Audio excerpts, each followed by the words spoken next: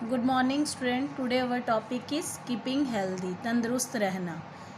ये chapter start करने से पहले आपको एक बड़ी इंटरेस्टिंग सी स्टोरी सुनाती हूँ। दो चीज़ों के बारे में, हेल्दी वर्सेस जंक फूड। हमारी स्टोरी का नाम है तंदुरुस्त वर्सेस पौष्टिक वर्सेस अपौष्टिक भोजन।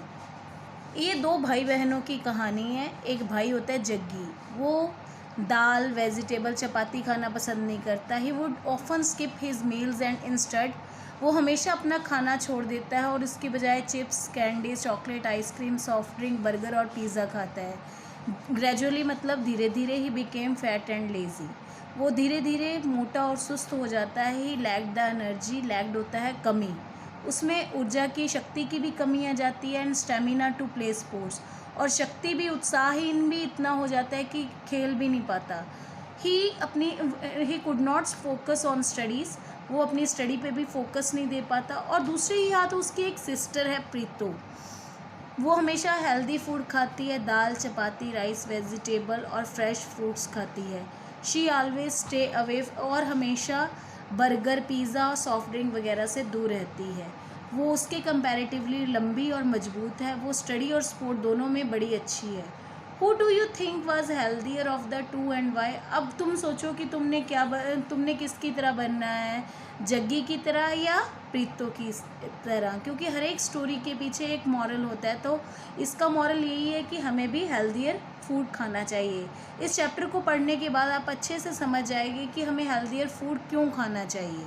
सबसे पहले हमारा फर्स्ट टॉपिक है कंपोनेंट्स ऑफ फूड। कंपोनेंट्स मतलब भाग, फूड मतलब भोजन के भाग। जो the food we eat contain certain substances that are essential for us to live. जो भोजन हम हर रोज़ खाते हैं उसमें ज़रूरी पदार्थ होते हैं जो कि हमारे लिए बहुत ज़रूरी है। एसेंशियल मतलब ज़रूरी, टू लिव रहने के लिए, बढ़ने के लिए और हेल्दी रहने के लिए। These essential substances are called nutrient. अब इन ज़रूरी तत्वों को क्या कहते हैं? न्यूट्रिएंट्स। न्यूट्रिएंट मतलब पौष्टिक तत्व। They help our body to function properly. ये हमारी बॉडी की अच्छी तरह काम करने में मदद करते हैं और बहुत सी दूसरी एक्टिविटी करने के लिए, इसलिए ये इम्पॉर्टेंट है। We understand the role of nutrient in our food. हमें न्यूट्रिएंट्स का क्या रोल है हमारे भोजन में, ये समझना बहुत ज़रूरी है।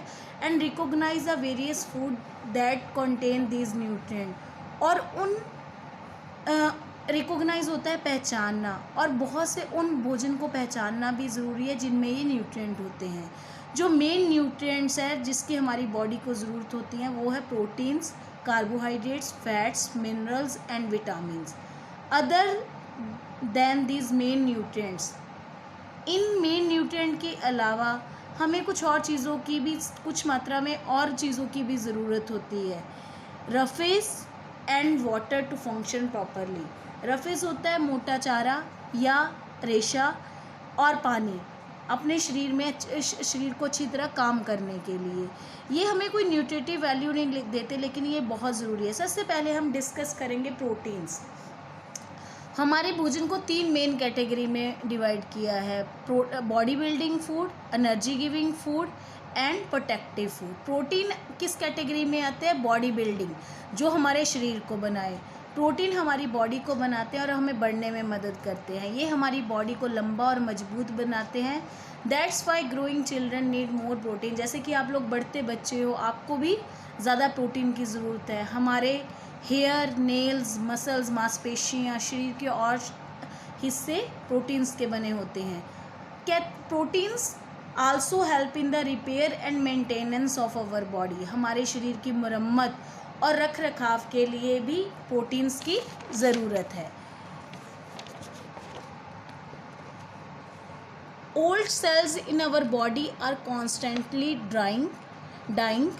जो पुराने सेल होते हैं हमारे शरीर में लगातार मर जाते हैं और उनकी जगह नए पैदा हो जाते हैं। Our body needs protein to grow new cells. हमारे बॉडी को प्रोटीन की ज़रूरत होती है नए सेल बनाने के लिए और पुराने सेलों की मरम्मत करने के लिए। Milk, paneer, pulses, beans, egg, chicken, mutton किसे कहते हैं? बकरे का या भेड़ का मांस। Are rich sources of protein. ये रिच सोर्स है, मतलब इनमें ज़्यादा मात्रा में प्रोटीन पाया जाता है। तो ग्रोइंग चिल्ड्रन को किस चीज़ की ज़रूरत होती है? प्रोटीन्स की, because it is a body building food. Now we will discuss about the carbohydrates. Carbohydrates ये किस कैटेगरी में आता है? Energy giving food. इसे क्या कहते हैं? Energy giving food, because it provide us energy.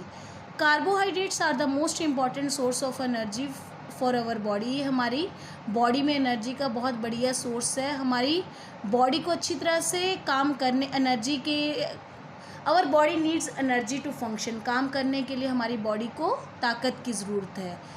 All our body function, जितने भी हमारी बॉडी के काम हैं, जैसे ब्रीथिंग है, ब्लड सर्कुलेशन है, खून का बहना है, डाइजेशन है, आर टेकिंग प्लेस, सभी हर समय होती रहती है. Even when we are sleeping, जब हम सो रहे हैं, हर एक काम को एनर्जी की ज़रूरत है. और ये energy, we need energy to do various, हमें जो शारीरिक काम है, बहुत सी शारीरिक गतिविधियाँ हैं, जैसे कि भागना, जंप करना, फुटबॉल खेलना या वेट को उठाना, इन सब चीज़ों को, या कोई भी मेंटल एक्टिविटी, इन सब को करने के लिए हमें किस चीज़ की ज़रूरत है? एनर्जी की. हमारी बॉडी को एनर्जी, सभी इन एक्टिविटी को करने के लिए एनर्जी की ज़रूरत है. और ये एनर्जी हमें कहाँ से मिलती है? Carbohydrates in the food that we eat, जो कि फूड में होता है, जो हम खाते हैं. अब क्वेश्चन ये आता है कि कार्बोहाइड्रेट हमें मिलता किससे है? वीट, जो कि हम गेहूं हर रोज़ खाते हैं, चावल, कॉर्न, मक्की, फ्रूट्स, पोटैटो, आलू, हनी, ये सभी क्या है? कार्बोहाइड्रेट्स के सोर्स. अब आगे पढ़ेंगे हम फैट्स, जिसे वसा भी कहते हैं. ये भी एक क्या है? Energy giving food. The body uses fat to maintain its temperature and to cushion organs. ये मतलब हमारी बॉडी का टेम्परेचर मेंटेन करने में मदद करता है और हमारे ऑर्गन्स को बचाने में मदद करता है. कार्बोहाइड्रेट के कंपैरेटिवली फैट्स हमारी बॉडी को ज़्यादा एनर्जी देता है. However we should eat fats in very small amount. लेकिन कार्बोहाइड्रेट के कंपैरेटिवली हमें फ़ैट बहुत थोड़ी मात्रा में खानी चाहिए. अगर हम ज़्यादा फैट खाएंगे, the excess energy get stored in the body as fat. ज़्यादा एनर्जी हमारी बॉडी में फ़ैट के रूप में स्टोर हो जाएगी और this may lead to an unwelcome medical condition, जिससे हमारे शरीर में एक ऐसी कंडीशन उत्पन्न हो जाएगी जिसे क्या कहते हैं? ओबेसिटी, मोटापा. ज़्यादा फैट स्टोर होने से क्या हो जाता है? मोटापा आ जाता है. इसलिए हमें फ़ैट को बहुत कम मात्रा में खाना चाहिए. Vitamins and minerals. विटामिन्स और मिनरल्स को हम प्रोटेक्टिव फूड कहते हैं. प्रोटेक्टिव मतलब जो बचाते हैं. फूड इसलिए, प्रोटेक्टिव फूड इसलिए कहते हैं क्योंकि ये हमें बीमारियों से बचाते हैं. Vitamins and mineral keep us healthy. ये हमें तंदुरुस्त रखते हैं. Fruits and vegetables are rich source of vitamins and minerals. Fruit और वेजिटेबल अच्छा सोर्स है विटामिन और मिनरल्स का. विटामिन सी है, हमारे मसूड़ों को हेल्दी रखता है, तंदुरुस्त रखता है और हमारी बॉडी में आयरन को एब्जॉर्ब करने में मदद करता है. विटामिन डी कैल्शियम और फॉस्फोरस के साथ मिल के काम करता है और हमारी हड्डियों और दांतों को मजबूत करता है. विटामिन के helps in healing of wounds. ये हमारे ज़ख्मों को भरने या घाव को भरने में मदद करता है. बाय क्लोटिंग ब्लड, ये खून को जमा के, क्योंकि जो हमारे खून, जब कहीं चोट लगती है खून निकल जाता है. खून का जो थक्का जमता है वो किसके कारण है? विटामिन के कारण. Other vitamin are A, E and B complex. Minerals serve a variety of purposes. Mineral भी बहुत सारे काम करते हैं, जैसे calcium for example helps build strong bones and teeth. ये मजबूत हड्डियाँ और दांत बनाने में मदद करता है. It also help in blood clotting. ये भी खून जमने में मदद करता है. Blood clotting stop the loss of blood in case of injury to blood vessels. जो ब्लड क्लोटिंग है ये ज़्यादा खून के लॉस से बचाती है अगर कोई चोट लगती है. Iron is needed to build red blood cells and carry oxygen from the lungs to other body cells. Iron red blood cell बनाने में मदद करती है और ऑक्सीजन को लंग से दूसरे बॉडी सेल्स तक लेके जाती है. Other minerals important for the human body. दूसरे मिनरल जो कि ह्यूमन बॉडी के लिए इम्पॉर्टेंट है वो है आयोडीन, मैग्नीशियम, सोडियम, पोटाशियम और zinc. Now we will discuss about the water. जो हमारी बॉडी का, अडल्ट की बॉडी का जो वेट होता है 60% वेट पानी के कारण होता है। ये हमें एसेंशियल मतलब ज़रूरी अलाइव ज़िंदा, ये ज़िंदा रहने में मदद करता है। Most of our body organs need water to function properly. ज़्यादातर हमारे बॉडी ऑर्गन्स को पानी की ज़रूरत होती है अच्छी तरह से काम करने के लिए। Water helps maintain our body temperature. Water हमारा बॉडी टेम्परेचर मेंटेन करने में मदद करता है। It also helps the body get rid of waste in the form of urine and sweat. ये वेस्ट चीज़ों को से छुटकारा पाने में मदद करता है यूरिन और स्वेट की फॉर्म में। We loss a lot of water through sweat and urine. हम पसीने और मूत्र की फॉर्म में बहुत से पानी का लॉस करते हैं।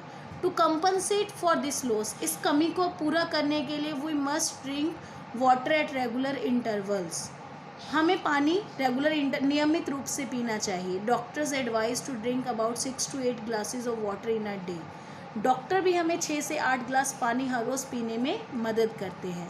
रफेज, जिसे क्या कहते हैं, खाद्य रेशा या रेशा भी कह सकते हैं, ये is not digested by our body. ये हमारी बॉडी के द्वारा पचता नहीं है, लेकिन ये फिर भी हमारी बॉडी का एक ज़रूरी हिस्सा है। It makes the movement of food in the digestive track easier. ये भोजन हमारे जो पाचन क्रिया है या पाचन रास्ता है उसमें भोजन के मूवमेंट को आसान बनाता है। It helps our body to get right. ये भी पानी की तरह अनडाइजेस्टेड फूड को बाहर निकालने में मदद करता है। फ्रेश फ्रूट्स एंड वेजिटेबल्स, ताज़ी फल और सब्जियां, होल ग्रेन्स जैसे कि अनाज, लेग्यूम्स कोई भी फलीदार पौधे, nuts are rich sources of, और नट्स ठीक रिच सोर्स हैं किसके, रफेज के।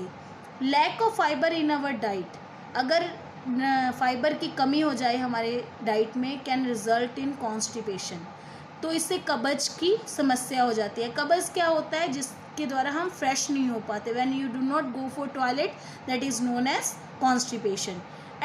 और कॉन्स्टिपेशन के साथ साथ और भी बहुत सी प्रॉब्लम होती है। So we should always eat a fibre rich diet. हमें हमेशा फाइबर रिच डाइट खानी चाहिए, मतलब जो फल या सब्जियां खाते हैं छिलके समेत खानी चाहिए। अब इसके बाद हम डिस्कस करेंगे बैलेंस डाइट। बैलेंस मतलब संतुलित, डाइट मतलब आहार, संतुलित आहार। ऑल फूड आइटम्स में not contain all the nutrients, सभी फूड आइटम में सभी न्यूट्रिएंट्स नहीं होते।